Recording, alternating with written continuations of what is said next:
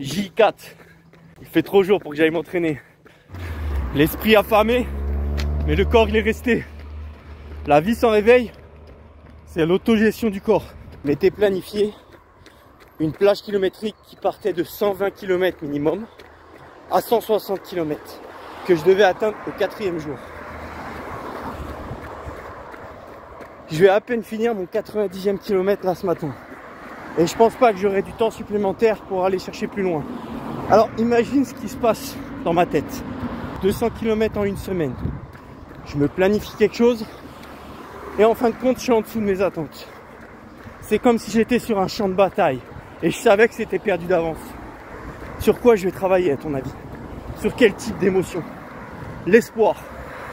Je dois pas voir ce retard que j'ai pris. Malgré tout ce que j'ai dû traverser. Et tout ce temps que j'ai pu gratter pour rajouter des kilomètres au compteur. Et que malgré tout je suis en dessous des attentes prévues.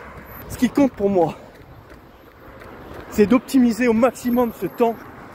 Et je dois compter sur l'émotion de l'espoir. Alors je vais travailler sur cette émotion. Ouais, les 3 prochains jours, je vais toujours y croire. Que atteindre ces 200 km jusqu'au dimanche soir minuit, c'est possible.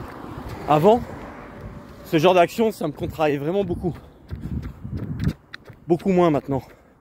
Parce que j'ai compris l'interaction corps-esprit. L'esprit ne peut pas toujours gagner. Malgré ton obsession et ton haut degré de volonté, parfois la volonté que tu y mets, le cœur qui y met n'est peut-être pas assez forte pour prendre le dessus sur le corps. Il t'impose des temps de repos obligatoires. Quand tu mets pas de réveil, bien évidemment. C'est intéressant, moi, de ce système-là que j'ai trouvé pour travailler là-dessus. Moi, je m'impose des challenges de temps en temps. Et je suis confronté à ça. Si tu observes un peu le déroulement de mes challenges, tu vas te focus que sur la course. C'est pas ça qui est intéressant. C'est l'atmosphère qu'il y a autour. J'ai pas choisi la bonne semaine. Je rentre entre 19h30 et 20h à la maison. Je passe un petit peu de temps avec ma famille.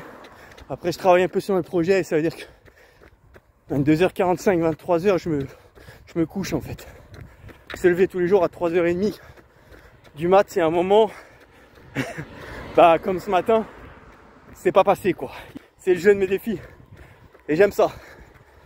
Et ça fait plaisir de vous partager chacun de ces moments jour après jour pour que vous voyez le déroulement de la réflexion, le déroulement de l'action.